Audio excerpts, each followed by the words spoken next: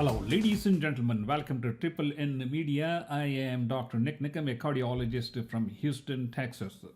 The feature presentation today is cardiac arrest while running or cardiac arrest during athletic events.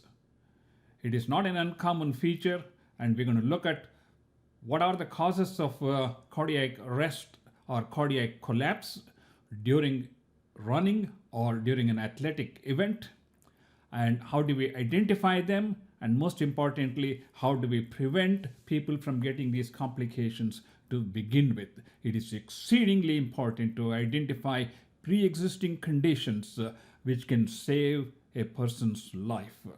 So let us look at when people jog and get into fitness to avoid heart problems, to avoid a heart attack, to avoid cardiac arrest.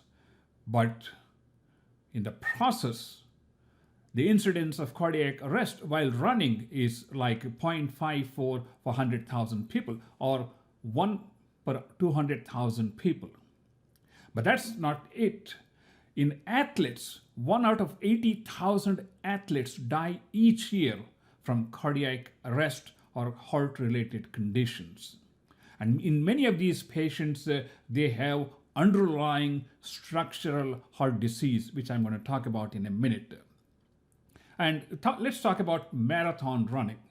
Long distance running or half marathon or full marathon running is a marathon task. It's a titanic task, and people prepare for a whole year to get to these points, and they are very well versed in terms of how to prepare themselves with the dress, with the clothes, with the gadgets, hydration, electrolytes, glucose, all these things, and still we get people who drop dead or drop to the floor, maybe because they tripped, or maybe they were feeling weak, or there are any number of causes. So let us look at what are the things that cause a cardiac arrest or a cardiac collapse for that matter.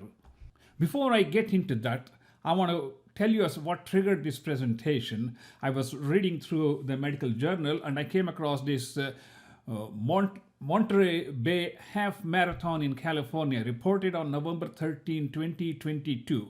2 people had cardiac arrest while running, and luckily there was a cardiologist running behind them who successfully resuscitated both these cardiac arrest patients. That underscores the importance of so many points which I want to emphasize in this presentation. 2 people in their 50s and 60s had cardiac arrest. What do we need to do to prevent these people from getting cardiac arrest?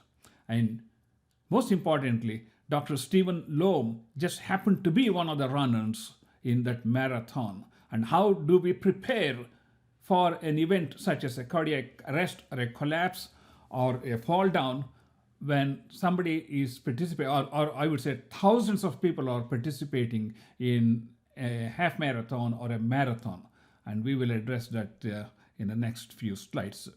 And here is an incidence showing the number of people having events over a period of from 1990 to 2013. The percentage of women having cardiac events has significantly gone up, and they account for more cardiac events during an exercise or an athletic event compared to men. Now, what are some of the causes of cardiac arrest in a person who is jogging? We know that the tests that we do to detect significant coronary artery disease are not 100%. For example, we do a nuclear stress test to see if someone has a blockage. Unless the blockage is greater than 70%, the nuclear stress test may come back as normal. And a lot of cardiologists jumping with glee say, oh, you have a normal heart, you can go and do whatever you want. But I don't say that. I say, based on the tests we have done, there is no evidence of reduced circulation to your heart muscle, and there's no evidence of a blockage that is greater than 70%. Please understand this sentence. I want to underscore this. The test is not telling that you don't have a heart disease. It is just saying that you don't have a critical blockage that can cause symptoms and circulation problems that would have shown up on the stress test. Keep that in mind. The second factor is 40% of the people who have heart attack did not have a 90% blockage or a 100% blockage. To start with, they had maybe 50-60% blockage, and somewhere along the line, the plaque, the mount that was built in the arterial lumen got ruptured. And there's a blood formation over that causes a total occlusion of the artery, causing a cardiac arrest. So those are some of the things that we need to keep in mind. It could be an undiagnosed coronary artery disease, or a test that did not detect the presence of 50-60% blockages in a coronary arteries. That can still cause heart attack, with the plaque rupture as being one of the factors.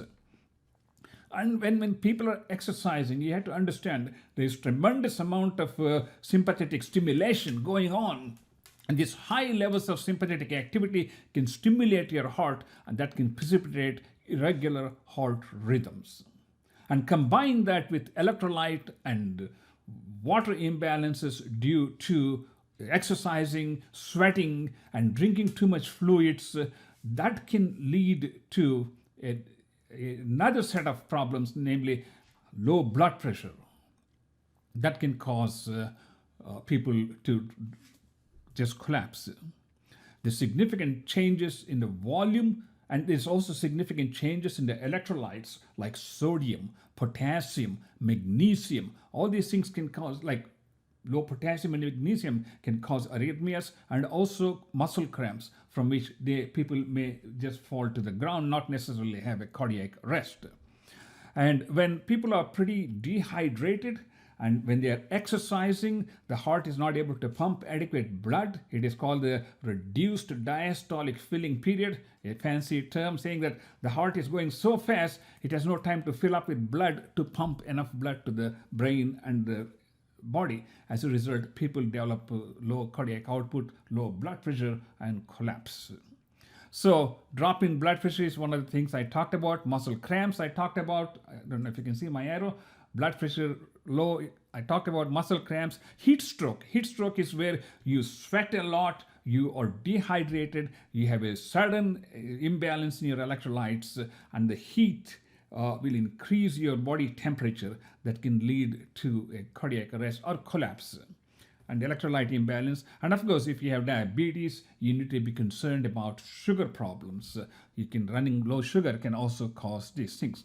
Now, getting back to the athletes who drop dead on a basketball field or a football field, some of them may have underlying what we call structural heart disease.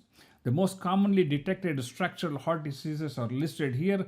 The hypertrophic obstructive cardiomyopathy, or HOCM, is increased thickness of the heart muscle, which interferes with the blood flow through the heart, that can cause reduced cardiac output during exercise, and they are also prone for arrhythmias, and those are some of the causes that can make these people collapse. We have heard of names of people who have dropped dead on a basketball field and later on found to have hypertrophic cardiomyopathy. My question is, why didn't they have a cardiac checkup? A simple ultrasound test could easily detect this hypertrophic cardiomyopathy and determine what risk level they are, and sometimes they may have to change their field if they have significant cardiac problems, even with the mild exertion.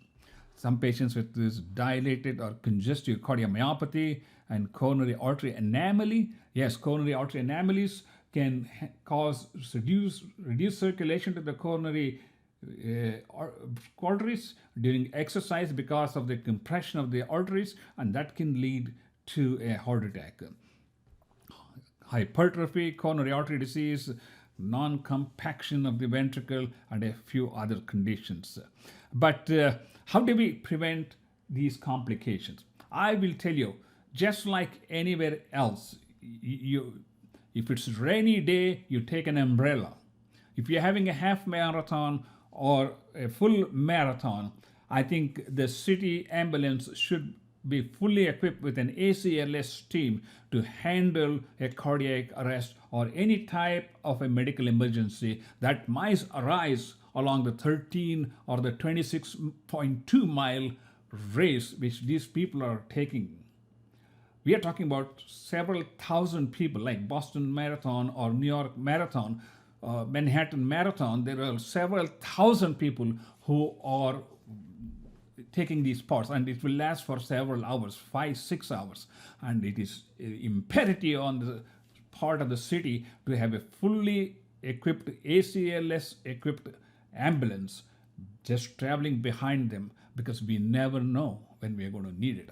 Hopefully, we may never need it, but more than likely, some people will fall because of physical conditions or because of they tripped over or something like that, which can be easily handled, versus someone having a pure cardiac arrest from a heart attack who have to be resuscitated and sent to the hospital. And ironically, those two people who were resuscitated by Dr. Loam were taken to the emergency room in the hospital, and they are supposed to be doing okay and they will recover. And that is like a great story, I should say. And it is important, if you are over 40 years, get a heart checkup before you sign up for a marathon, either it is half or full marathon, because this is not a walk in the park. Because as a cardiologist, I can tell you, even we cannot predict ourselves as to who is going to have the next heart attack. We can only do tests to say who is at a lower risk of having a heart attack versus who is at a higher risk of having a heart attack or sudden death. So don't take it for granted just because you don't feel anything that you are in a big mood to join the marathon, that it's okay to join. And just getting a paper from a doctor is not going to help you, because you want to be safe and you want to be protecting yourself. Again, hydration. Hydration means not just water. So you never drink plain water when you're sweating salt, potassium, and sodium. So that's the worst thing you can do. Then when you just drink water and when your body is low in sodium, your brain swells up, and that's going to cause confusion, dizziness, and all kinds of problems. So you need proper hydration with proper electrolyte fluid. That's why a lot of people get Gatorade or something similar to that. And also, if your sugar is an issue, you need to be aware of that. You need to check with your doctor as to how you need to be prepared for these kinds of exercises. Anyway, if you're on the track there, you're 12 miles you have finished, and you're excited, your sympathetic energy is at the peak. You're just running. All of a sudden you feel dizzy, or you feel weak, or you feel some pain. I say, stop. Don't be a hero and end up as a zero. You're better off to stop, take a break, get ready for the next marathon, be well prepared, and finish the marathon.